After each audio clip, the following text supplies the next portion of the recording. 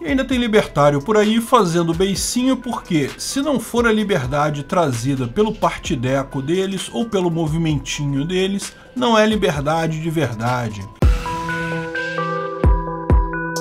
Esse é o Visão Libertária, sua fonte de informações descentralizadas e distribuídas. Estamos no meio do processo eleitoral brasileiro. O primeiro turno terminou com um resultado meio termo. Muitos esperavam a vitória do Lula no primeiro turno e ela não veio, o que é bom. Muitos, eu inclusive, esperávamos ao menos uma vitória numérica do Bolsonaro, que ele terminasse na frente na apuração, mesmo que não conseguisse ganhar no primeiro turno. Isso também não aconteceu. Lula terminou 5% à frente de Bolsonaro. Embora tenha sido um resultado morno na corrida para o Palácio do Planalto, a eleição para o Congresso e para os governadores não teve para ninguém. Bolsonaro ganhou a maioria nas duas casas do Congresso, tanto na Câmara quanto no Senado, e fez um número enorme de governadores aliados. O segundo governo Bolsonaro certamente será bem diferente do primeiro, mas ainda falta a vitória no segundo turno. Em todas as eleições depois da redemocratização, nunca tivemos uma virada. Sempre quem ganhou no primeiro turno ganhou no segundo.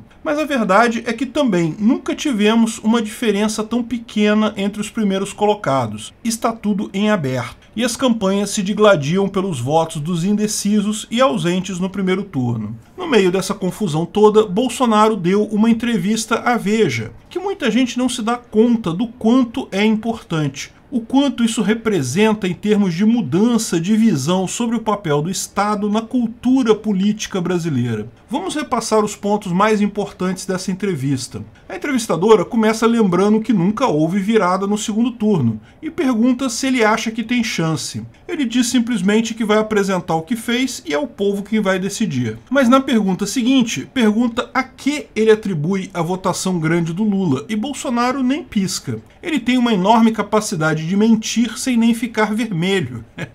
Deixa claro em seguida que vai apertar Lula nos debates com temas de corrupção. Até aqui, boas palavras, mas nada inesperado. As boas surpresas vieram em seguida. A entrevistadora pergunta quais serão as suas prioridades num futuro governo. E ele diz que quer potencializar as privatizações. Confessa que era estatizante, mas diz que agora é um liberal e acha que o livre mercado resolve coisas melhor do que o Estado. Quanto mais Estado, pior para todo mundo. A entrevistadora pergunta quais estatais estão na lista de privatização, ao que ele responde que ainda vai discutir isso depois. Isso pode parecer algo normal, banal até, dado o que foi feito no primeiro governo Bolsonaro. Ele, de fato, privatizou a Eletrobras, vendeu boa parte das subsidiárias da Petrobras e mais um monte de empresas estatais. Não conseguiu privatizar os Correios, é verdade, mas ninguém imaginou que seria fácil. Parece normal até você lembrar como era a janela de Overton há coisa de meros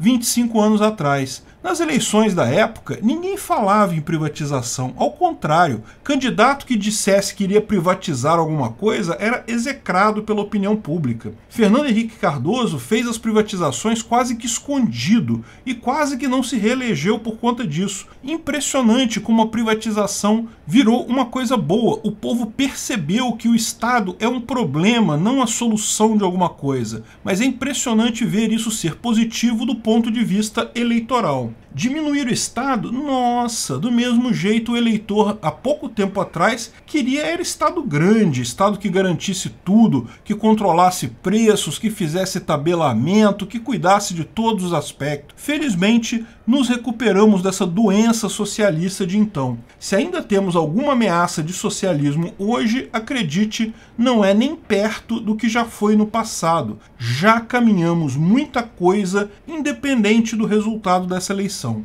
Claramente estamos movendo a janela de Overton para a direita, para o Estado mínimo, para o liberalismo econômico e para o libertarianismo. Lógico, por óbvio que presidente ANCAP é impossível pela própria definição dos termos, mas a mera movimentação da janela de Overton mostra exatamente esse sentido. Se é verdade que a população se acostuma com o autoritarismo a ponto de nem lembrar o que é liberdade, também é verdade que a população se acostuma com a liberdade a ponto de não aceitar novamente o cabresto do autoritarismo. Além disso, essa entrevista foi muito reveladora de um ponto particular que sempre tive reserva com relação a Bolsonaro. Quando votei nele em 2018, votei por pura falta de opção. Haddad, lógico, não era opção. Mas confesso que não acreditava de fato em Bolsonaro. Tanto que uma das minhas dúvidas que tinha na época era quanto tempo vai levar para ele chutar a bunda do Paulo Guedes e fazer um governo estatista. Minha visão derivava do passado dele como parlamentar, que ele confirmou na entrevista. Ele disse, era mesmo estatista. Quebrei minha cara. Bolsonaro manteve o Paulo Guedes até o final do governo, diz que vai manter ele no segundo governo também, e a linha liberal ao longo de todo o primeiro mandato. Além das privatizações, houve movimentos de desburocratização, simplificação e redução de impostos, diminuir o Estado, que é das coisas mais difíceis de fazer no mundo. Bolsonaro fez isso. O governo brasileiro tem hoje menos funcionários públicos do que tinha no início do governo dele. A entrevista continuou com outra pergunta óbvia. O que você atribui o fato de ter menos voto entre as mulheres? Bolsonaro acertou em cheio. É a narrativa que vem desde lá de trás. Ele disse que quando começou a namorar a Michelle, falaram para ela que ela teria problema porque Bolsonaro é misógino. Só que nunca teve. Ele fez outra coisa muito reveladora. Admitiu que errou no episódio da Maria do Rosário. Disse que estava com a cabeça quente devido à discussão sobre o Champinha. Também admite que se expressou mal quando falou na fraquejada. Na verdade, ele queria dizer que o coração dele deu uma fraquejada quando nasceu a filha caçula, não que a filha caçula fosse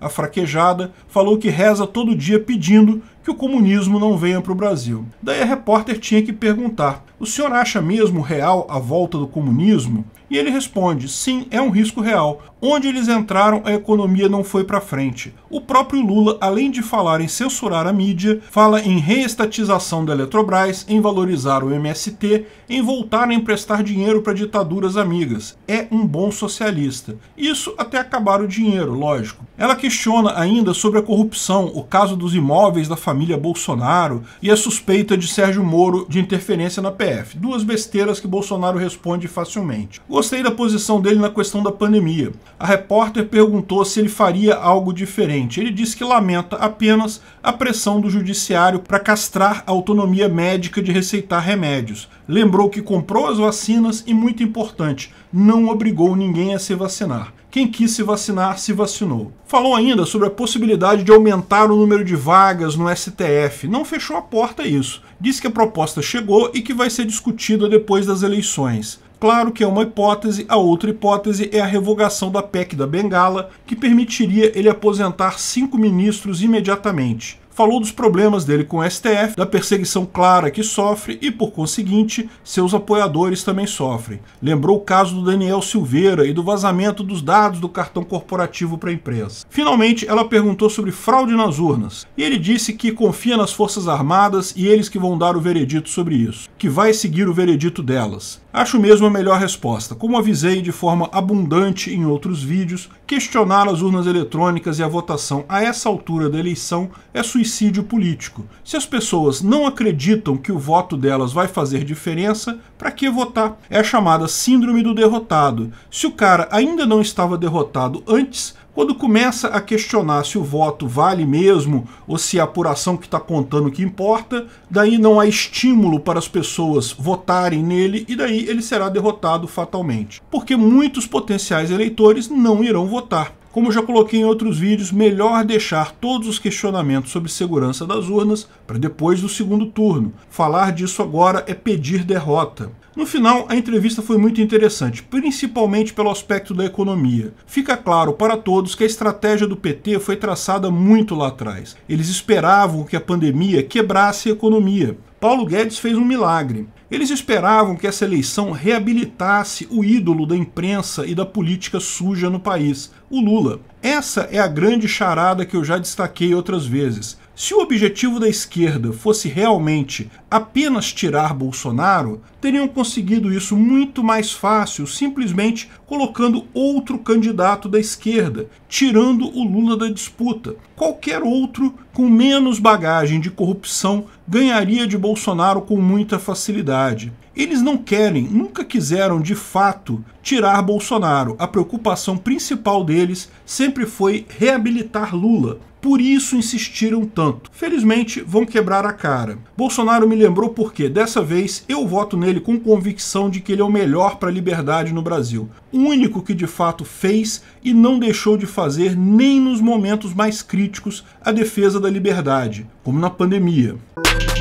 Obrigado pela audiência. Esse vídeo foi um oferecimento de armataweb.com, cloud e serviços de data center. 100% de compromisso com a satisfação e privacidade dos clientes. Aceitamos Bitcoin. Veja o link na descrição do vídeo. Se você gostou desse vídeo, clique no like e compartilhe ele em suas redes sociais. Se inscreva no canal para nos ajudar, clicando no botão vermelho abaixo. Se quiser ser avisado de novos vídeos, clique no sininho ao lado. Se você quiser comprar camisas e outros itens do Visão Libertária, veja nossos itens no site Pimenta no Café, pimentanocafé.com.br/Visão Libertária, tudo junto sem acento, ou clique no link da descrição. Até a próxima!